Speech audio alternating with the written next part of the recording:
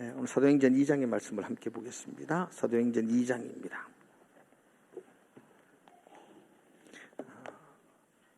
43절에서 47절까지 말씀 같이 보도록 합니다. 43절에서 47절입니다. 제가 43절 보겠습니다. 43절입니다. 사람마다 두려워하는데 사도들로 말미암아 기사와 표적이 많이 나타나니 믿는 사람이 다 함께 있어 모든 물건을 서로 통용하고 또 재산과 소유를 팔아 각 사람의 필요를 따라 나누어 주며 날마다 마음을 같이하여 성전에 모이기를 힘쓰고 집에서 떡을 떼며 기쁨과 순전한 마음으로 음식을 먹고 같이 읽겠습니다. 하나님을 찬미하며 또 온 백성에게 칭송을 받으니 주께서 구원받는 사람을 날마다 더하게 하시니라. 아멘. 우리 하나님께 우리 믿음을 고백합시다. 다짐의 고백을 합니다. 서로 사랑하겠습니다. 그렇게 고백합시다. 예배분들은 하지 말고 잘 못하면서 자꾸 활락하지 말고 하나님께 그렇게 고백합니다. 서로 섬기겠습니다. 서로 격려하겠습니다. 예배분들에게 한번 인사합시다. 승리하십시오. 그렇게 그렇게 하십시오. 지난주 요절 기억하십니까? 사도행전 1장 8절의 말씀 요절이었는데 같이 한번 이어볼까요? 우리 일부 예배 때 우리 아이들은 너무너무 잘 이어오더라고요. 어른들이 말이 참 안 듣죠? 그래도 한번 해봅시다. 시작. 오직 성령이 너희에게 예루살렘과 온 유다와 사마리아와 땅끝까지 이르러 내 증인이 되리라 하시니라. 아멘. 요건 그래도 평소에 외우던 거니까 이거 다음 주는 이제 어떤 분이 제 아내에게 선물을 하나 주면서 그렇게 편지를 적었더라고요. 착한 어린이도 힘들지만 착한 어른은 더 어렵더라고. 착한 어른은 어려워요. 아들은 정말 잘 이왔어요. 여러분 착한 어른 되시기를 축복합니다. 이번 주 요절 우리 사도행전 1장 8절은 그 외우시면서 한 주간의 말씀을 붙들고 살 수가 있어요. 교회의 힘은 성령이구나. 그죠? 성령의 임재를 강구해야 되겠구나. 평생 살면서 새우깡 강구하면서 살면 안 되겠구나. 성령의 능력으로 정인된 삶을 살아야지. 이 요절을 외우면서 우리가 묵상할 수가 있거든요. 그래서 요절 외우면 좋겠어요. 이번 주 요절은 47절이거든요. 우리 47절 같이 한번 읽어봅시다. 47절 시작. 하나님을 찬미하며 또 온 백성에게 칭송을 받으니 주께서 구원받은 사람을 날마다 더하게 하시니라. 아멘. 한번 더 해볼까요? 한번 더 시작. 하나님을 찬미하며 또 온 백성에게 칭송을 받으니 주께서 구원받은 사람을 날마다 더하게 하시니라. 아멘. 앞으로는 주일마다 한 구절씩은 좀 외워야 되겠다. 일주일에 한 구절 정도는 계속 좀 외워야 되겠다. 그런 마음을 하나님이 주셨으니까 근데 끝까지 한번 해보자고 그렇게 마음을 먹으려고 해요. 그래서 다음 주는 47절 말씀 외워가지고 같이 한번 한 주간 동안 묵상하며 사시면 참 좋겠다. 그런 마음입니다. 사도행전은 하나님의 교회가 어떻게 세워졌으며 하나님의 나라 그 교회가 어떻게 세상 속에서 확장되어 가는가를 우리에게 보여주고 있습니다. 그래서 주께서 구원받은 사람을 날마다 더하게 하시더라. 그런 멋진 일들이 사도행전에 일어났더라. 우리는 그 과정들을 살펴보게 될 것입니다. 우리나라에 복음이 들어온 지가 한 150년 조금 넘었습니다. 그렇게 길지 않는 시간입니다. 그런데 우리나라는 150년의 기간 안에 아주 놀라운, 세계가 깜짝 놀랄 만한 부흥을 이루어뜨렸습니다. 그 부흥의 첫 단추를 열었던 것이 1907년에 있었던 평양 장대현교회에서의 부흥회였습니다. 1907년 1월 12일부터 15일까지 1월 2일부터 15일까지죠. 13일 동안 부흥회를 2주간 동안 부흥회를 열었던데 거의 한 10일이 지날 때까지 아무런 변화가 없어서 참 많은 사람들이 안타까워했다고 합니다. 그러다가 마치기 전날 한 600명이 모여 있었는데 그때 그 교회의 리더였던 우리 길선주 장로님께서 훗날 목사님이 되셨죠. 그분이 그 청중들 앞에 나와서 자신의 죄를 통곡하며 자복하기 시작합니다. 1년 전에 자기 친구가 그래도 자기를 믿어서 교회 장로라고 죽으면서 임종하면서 자기의 전 재산을 좀 정리해서 가족들에게 이렇게 나누어 주라고 유언을 했더랬어요. 그런데 그 전 재산을 정리해 가지고 이 길장로님이 자기 것으로 만들어버렸어요. 얼마간은 가족들에게 주었지만 그때 당시로는 한 10한 2, 3만 원 정도의 돈, 지금으로는 굉장히 가치가 있겠죠. 그 돈을 자기가 착복을 했더랬어요. 성령께서 그 마음을 찌르기 시작하고 그가 통곡하며 그 죄를 고백하기 시작합니다. 그 죄를 고백할 때에 온 회중 가운데에서 성령의 강력한 임재하심이 일어나기 시작했었고, 그리고 너나 할 것 없이 모두가 나와서 자기의 죄를 고백하기 시작했습니다. 그 죄의 고백의 시간이 그 다음 날도 이어졌고 그 다음 날도 이어졌고 일주일이 이어졌다고 합니다. 살인을 저지른 사람들도 있었고요, 또 사기를 친 사람도 있었고, 폭행을 하고 숨었던 사람들도 있었었고, 자기의 숨겨진 죄악들을 일일이 고백하기 시작했습니다. 그 고백 뒤에 성령의 강력한 임재하심이 그곳에 있는 모든 사람들에게 마음을 움직였다고 합니다. 재밌는 에피소드 중에 하나가, 그 장대인 교회 가면 죄진 사람들이 죄를 고백한다 그래가지고 경찰관이 그 미지 사건을 잡으려고 거기에 모여 있었다고 해요. 그 사람 이름이 박은덕이라는 사람이에요, 경찰관이. 그래서 뒷자리에 앉아가지고 누가 그 자기 죄를 고백하면 이제 잡아가려고, 그래서 실적을 올리려고 그렇게 앉아 있다가 그날 성령의 임재하심에 회개케 하고 경찰직 사표를 내고 고향으로 돌아가서 맹산교회를 세웠다, 이 이야기가 전해지고 있어요. 여러분, 얼마나 강력한 성령의 임재가 있었으면 범인 잡으려고 뒤에 앉아 있다가 회개하고 교회를 세우는 일꾼으로 변화되었겠습니까? 이것이 교회의 시작이었고 이것이 교회의 부흥의 역사였더랬습니다. 오늘 우리가 사도행전 2장의 말씀을 읽었는데, 이 사도행전 2장의 말씀도 이와 똑같은 이야기가 전개되어지고 있습니다. 사도행전 2장에는 최초의 교회였던 예루살렘 교회가 어떻게 세워졌으며, 또 그 교회가 어떻게 확장되어졌으며, 그 교회가 어떤 정체성을 가진 어떠한 교회였는지에 대해 우리에게 보여주고 있습니다. 지난주에 우리가 살펴봤던 것처럼 예수님이 성천하시면서 제자들에게 예루살렘을 떠나지 말고 약속하신 성령을 기다리라고 그렇게 당부하셨습니다. 120명의 제자들은 그 예수님의 당부를 붙들고 마가의 다락방에서 기도하기를 힘쓰더랬습니다. 그때 강력한 성령의 임재가 그곳 120명의 제자들에게 임하기 시작했습니다. 마치 불의 혀와 같이 갈라지는 것이 그들에게 보이매 각 사람 위에 성령이 임하심으로 말미암아 그들이 다 성령의 충만함을 받고 성령의 말하게 하심을 따라서 다른 방언으로 외치기 시작했다라고 사도행전 2장은 증언하고 있습니다. 이 놀라운 성령의 기름 부으심으로 말미암아 3,000명이 회개하고 주께 돌아왔습니다. 남자 장정만 3,000명이니까 여자와 아이들과 합치면은 예루살렘 교회의 시작은 매우 강성하게 시작을 했더랬습니다. 저는 좀 엉뚱한 질문을 이렇게 한번 드리고 싶어요. 제가 엉뚱한 질문을 하는데 그 엉뚱한 질문은 이런 겁니다. 하나님이 왜 성령의 강력한 능력을 가지고 교회를 세웠을까? 좀 멋진 정당을 세웠으면 아름다운 나라를 만들 수 있었지 않을까? 멋진 기업을 만들었으면 백성들을 더 배부르게 풍요롭게 할 수도 있었지 않을까? 멋진 학교를 만들었으면 더 삶의 질을 높일 수도 있지 않았을까? 그런데 하나님은 왜 성령의 강력한 능력으로 정당을 만든 것도 아니고 기업을 만든 것도 아니고 학교를 세우는 것도 아니고 왜 교회를 세웠을까? 그것은 하나님께서 교회가 이 시대의 대안이라고 하나님께서 인정하셨기 때문입니다. 교회가 이 시대의 소망이기 때문이었습니다. 교회가 이 시대의 희망이었기 때문이었습니다. 그래서 하나님은 정당을 만들지 않았었습니다. 정당이 희망이었다면 하나님은 정당을 만들었을 것이고 기업이 희망이었다면 하나님은 훌륭한 기업체를 만들었을 것인데 하나님이 보시기에 이 땅의 소망은 교회였습니다. 하나님 보시기에 이 땅의 기대는 교회였습니다. 교회가 이 땅의 희망이었습니다.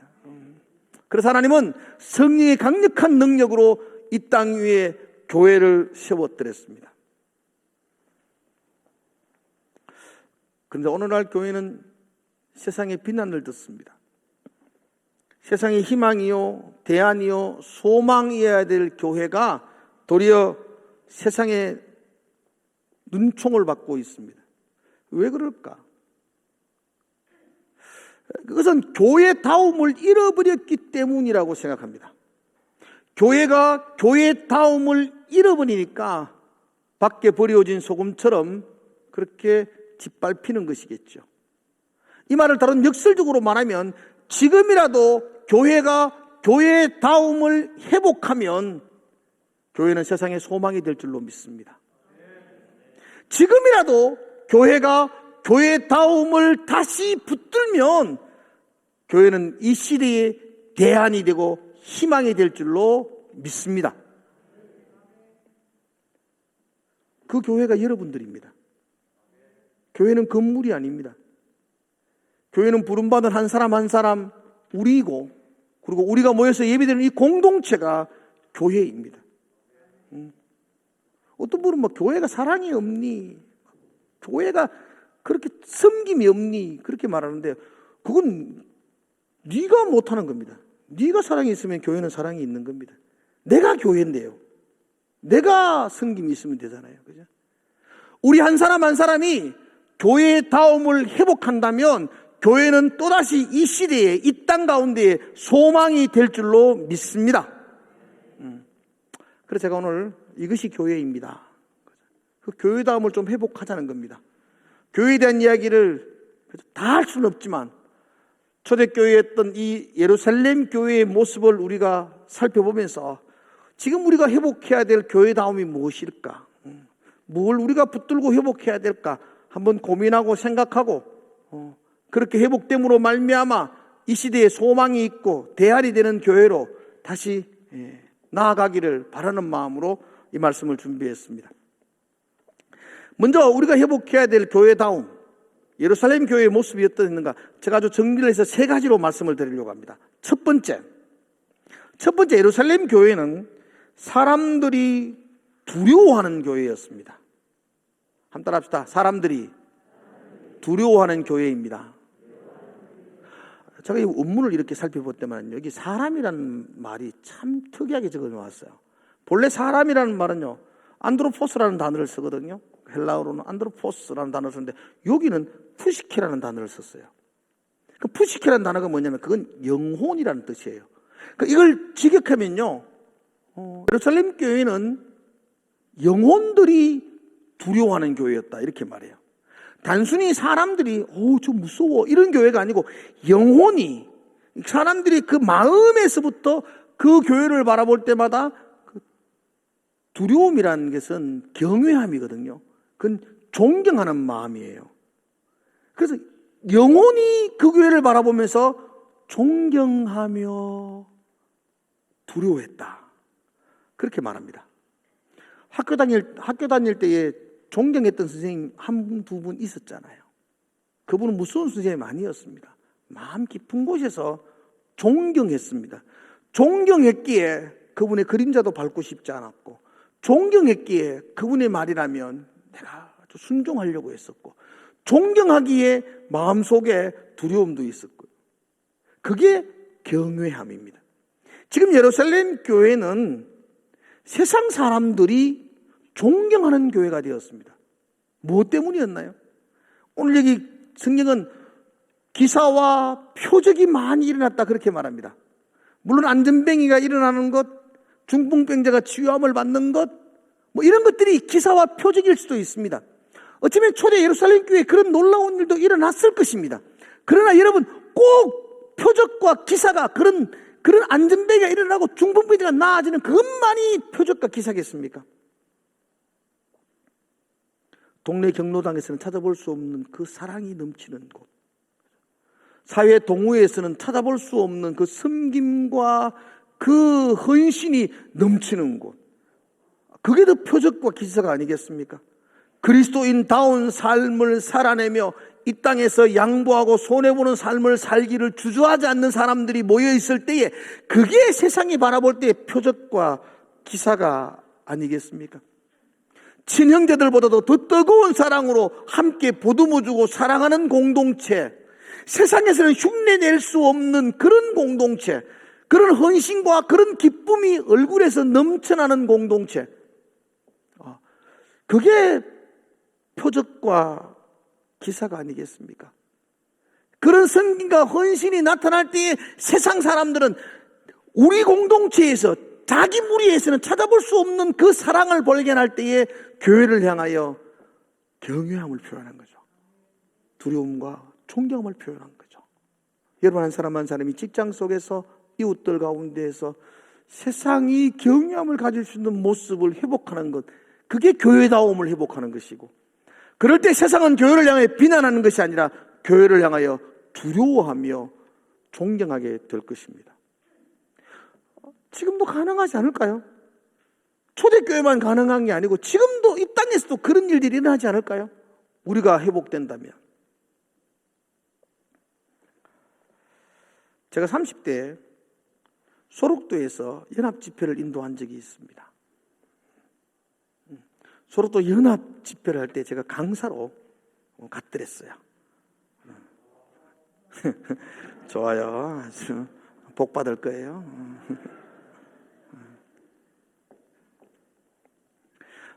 제가 저녁 집회를 위해서 준비하다가 저 혼자 이렇게 교회 마당을 지나면 대문이 이렇게 있었는데, 그 대문 앞에, 교회 대문이죠. 교회 대문 앞에는 차 한 대 지나갈 수 있는 그런 도로길이 있었어요. 그 대문 앞에 이렇게 제가 저녁 집회를 묵상하면서 이렇게 좀 서 있었어요. 해가 뉘우뉘우 저무는 그런 시간이었는데요. 그렇게 조금 서 있었는데, 저 먼 발치에서 아마도 그 밭을 일구 쉬다가 돌아오는 한 60대 중반이 되는 그 할아버지, 그때 다니면 저희 아버지 뻘 되는 어르신이죠. 그분이 아마도 여름이라서 밭일을 하시고 약주 한 잔을 하셨던 것 같아요. 약주 한 잔을 하시고 그런 모습으로, 그 농사 지었던 모습으로 이렇게 거기를 이렇게 지나오시면서 이렇게 약주도 한 잔 하셨고, 손에는 무슨 이렇게 농기구 하나 들었던 것 같아요. 그리고 한 손은 담배를 피시면서 거기를 이렇게 지나오셨어요. 그러다 교회 앞에서 제가 이렇게 젊은 양복을 입고, 저는 강사로 들어가야 되니까 양복을 입고 성경책을 들고 이렇게 앉아있는 젊은 저를 이렇게 보더니만, 그분이 저를 보고는 담뱃불을 감추어요. 그리고는 이렇게 제 앞에 와서 죄송합니다. 그러고는 지나가더라고요. 그 아들 같은 젊은이가 그 서 있는데, 교회 앞에 서 있으니까 그분이 그 담뱃불을 숨기시면서 아이고 죄송합니다. 그러고 지나가시는 거예요. 제가 그걸 보면서, 이 교회는 이 주민들에게 경외함을 받구나. 이 교회는 이 주민들에게 존경을 받구나.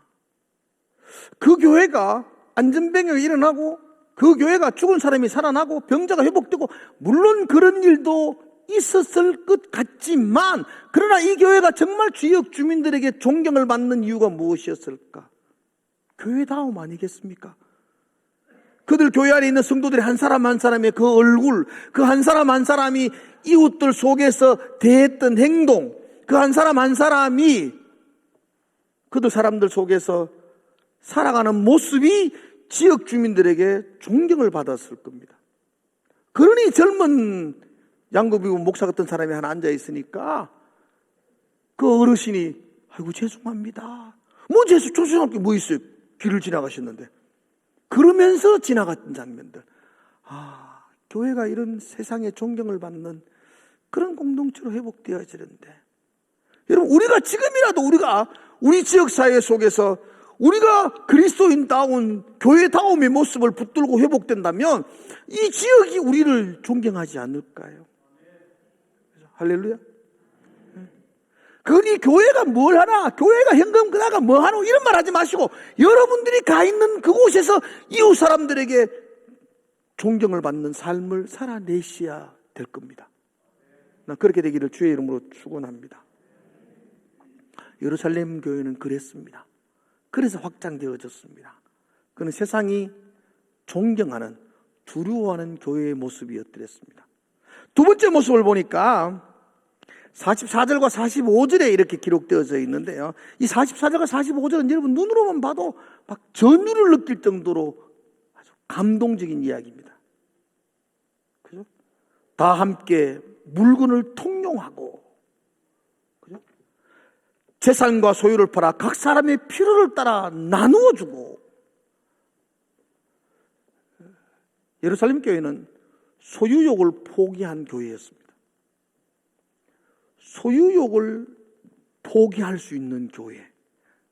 여러분, 사람들의 본질적인 욕망, 강력한 욕망이 가지고 싶은 소유욕입니다.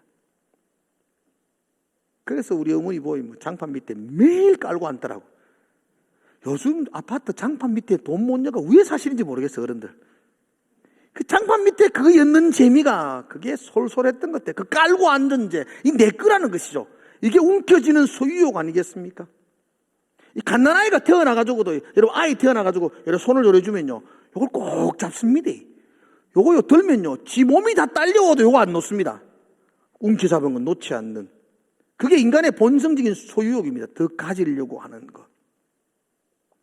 근데 초대교회는 성령이 임할 때에 그 소유욕을 포기하고 필요를 따라 나누어 주는 결단이 있었던 교회였습니다. 돈에 의해 끌려다니는 사람이 아니라 돈을 흘러보낼 수 있는 다스리는 사람들이 되었습니다. 그러니까 세상이 두려워하지요. 왜 세상이 우리를 비난합니까? 똑같거든요.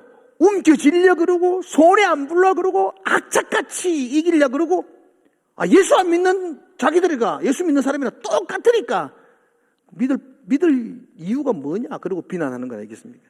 우리가 그 욕망을 내려놓고 소유욕을 포기하고 흘러보낼 수 있는 나눔의 삶을 산다면 세상 사람이 존경할 것 아니겠습니까? 여러분, 그리스도인들은 얼마나 많이 가지고 있느냐, 얼마나 많이 깔고 앉아 있느냐, 창고를 몇 개나 더 지었느냐, 그건 자랑거리가 아니에요. 얼마나 많이 흘러보냈고 나를 통해서 얼마나 많은 사람들이 떡을 나누고 배부르게 먹었느냐. 5명이 먹을 빵을 깔고 앉아 있는 게 그게 복이 아니고 나누어주고 베풀어주고, 그래서 5,000명을 먹일 수 있다면 그게 그리스도인의 모습 아닙니까? 그럴 때에 세상이 두려워하지요. 아무도 할 수 없는 그 일들을 감당했지 않습니까? 사랑하는 성도 여러분들, 돈에 끌려가는 사람이 아니라 돈을 다스리는 인생 되기를 주의 이름으로 축복을 드립니다. 잘 쓰십시오. 쓴 것만 내 겁니다. 깔고 앉은 건 내 거 아닙니다. 내 새끼 거 되지. 쓴 것만 내 겁니다. 아주 좋은 곳에 쓰십시오. 그래서 사람들이 두려워하는 교회가 되어야 되겠죠. 저는 전량제일교회 부임해서 지금도 잊을 수 없는 분이 있습니다. 제가 안식년으로 열방대학교 갔을 때가 2013년도였는데 그때에 그 집사님이 소천하셨다는 소식을 들었어요. 정말 오고 싶었어요. 저는 정말 와서 그분의 장례는 꼭 내가 해드리고 싶었어요. 우리 양진희 집사님. 열방대학교가 훈련기간 동안에 외출할 수 없기 때문에 제가 어쩔 수 없이 오지를 못했는데 정말 죄송했었고 오고 싶었던 분이셨어요. 내 마음에 잊을 수 없는 분이세요. 제가 이 교회 부임해서 교회가 건축이 시작되기도 전이었어요. 교회를 건축해야 된다는 마음이 제게는 큰 부담이었던 것 있었어요. 그래서 어느 날 설교를 했어요. 제가 기도원의 300용사에 대한 설교를 하면서 미디안의 13만 5천 명 앞에 서 있는 300명의 두려움이 꼭 지금의 저의 마음이다. 나 건축 참 두렵다. 겁난다.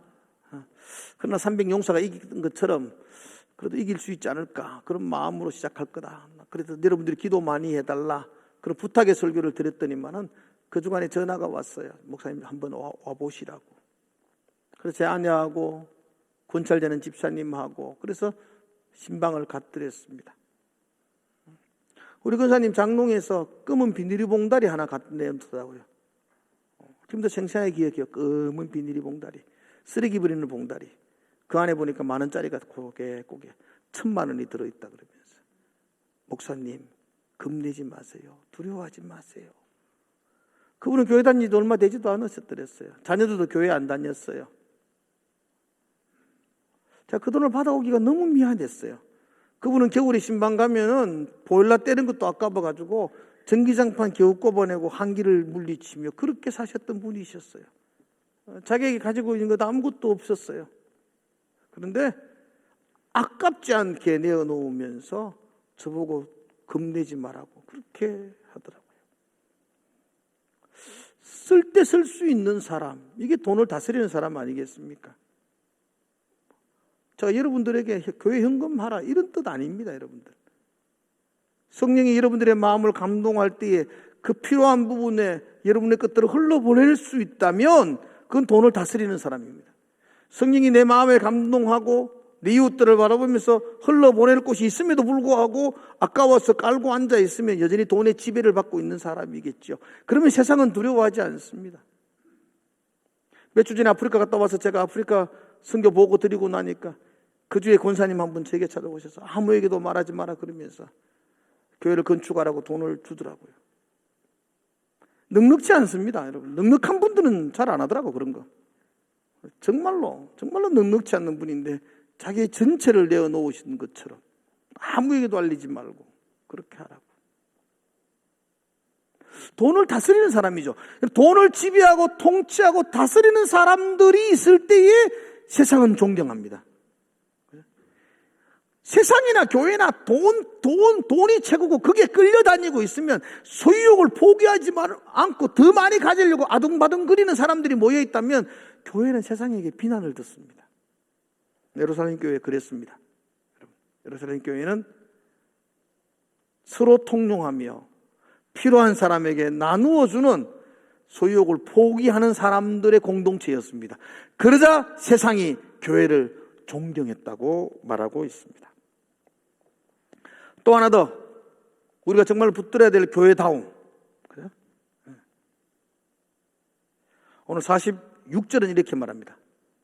날마다 마음을 같이하여 성전에 모이기를 힘쓰고 집에서 떡을 떼며 기쁨과 순전한 마음으로 음식을 먹고. 왜? 단어 하나 설명하지 않겠습니다. 이 말의 본질적인 것은 그들이 성전에 모여서 예배하고 집에 모여서 예배하고 교제하며 예배를 최우선으로 하는 교회였습니다. 교회의 교회다움은 예배에 있어야 합니다. 이건 예배당입니다. 이 건물이 교회가 아니며 이건 예배를 드리는 예배당으로 세워진 것입니다. 그리고 이곳에 예배를 향한 갈망과 열정이 가득한 공간이 되기를 주의 이름으로 축복합니다. 여기에 빈 공간이 아니고 하나님을 향한 열망과 갈증과 예배가 가득 찬 공간, 그게 우리가 꿈꾸는 교회고 그게 우리가 소망하며 바라봐야 되고 우리가 회복해야 될 교회의 모습입니다.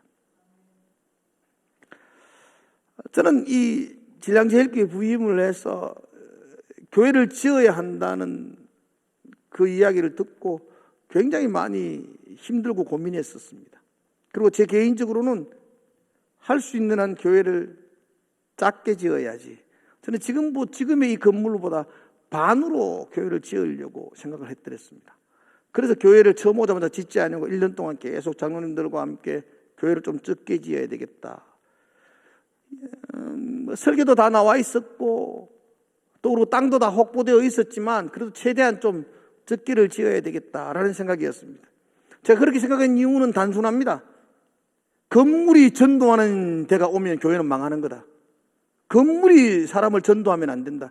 교회는 교회다움의 성도가 부흥을 일으켜야 되지 건물로 덕볼락하면 안 된다. 그래서 교회는 커야 될 이유가 없다. 건물이 커야 될 이유가 없다. 건물이 아름답고 웅장해야 될 이유도 없고 건물이 화려해야 될 이유도 없다. 지금 우리 입장에서는 그때 저희 교회가 한 400명 정도 모였던 데인데 그 입장에서는 이 건물이 너무 크다. 내 생각이었어요. 나는 그게 틀렸다고 생각하지 않았어요. 그래서 장로님들을 끝없이 제가 늘 기회했을 때마다 좀 적게 짓자고 그렇게 했는데 하여튼 믿음은 내보다 장로님이 더 커요. 장로님들이 아니 우리는 믿음으로 지으려고 그러는데 목사님은 왜 믿음이 없습니까? 이래가지고 제가 지었어요. 그러나 짓고 나서도 늘 마음이 불편함. 너무 크다, 건물이 너무 크다. 그런 마음들을 제가 떨쳐버릴 수가 없었어요. 근데 하나님께서 어느 날 저희한테 그런 마음을 주셨어요. 야, 건물이 왜 크니? 그렇게 묻더라고요. 그래, 하나님 보십시오. 건물이 안 큽니까? 빈자리도 많고 교인들에 비해서 건물이 크지요. 그러니까 야, 너가 작으니까 교회 건물이 큰 거지. 네가 커봐라 교회가 큰가? 그 말이 맞는 것 같아요.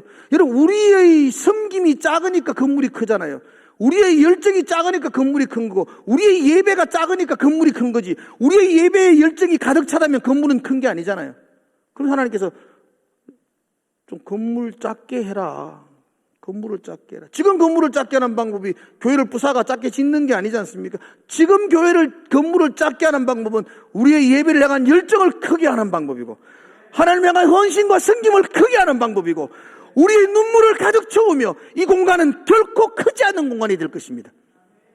그래서 내가 건물을 크지 않게 해야 되겠다. 사랑하는 성도 여러분들, 건물이 크지 않도록 해주시기를 축복합니다. 그렇다면 여러분들이 사랑하는 마음이 이 건물을 채우시기를 축복합니다. 예배를 향한 열정과 갈망이 여러분 이 교회를 채우시기를 축복합니다. 제발 수요일날 예배 좀 오이소. 내 혼자 육갑 들고 하게 하지 말고, 어떻게 주일날 한번 오고 모든 걸 다 이룬 것처럼 그러지 마시고, 같이 와서 같이 기도하고 여기에 예배의 열정으로 가득 좀 채우면 그게 교회다움 아니겠습니까?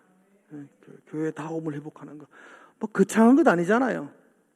내가 예배의 최우선을 삼고 예배에 나의 생명을 걸고 예배의 사활을 걸고 내가 살아가겠습니다 라고 결단하고 달려가는 거, 그게 교회를 교회다움으로 회복하는 것 아니겠습니까?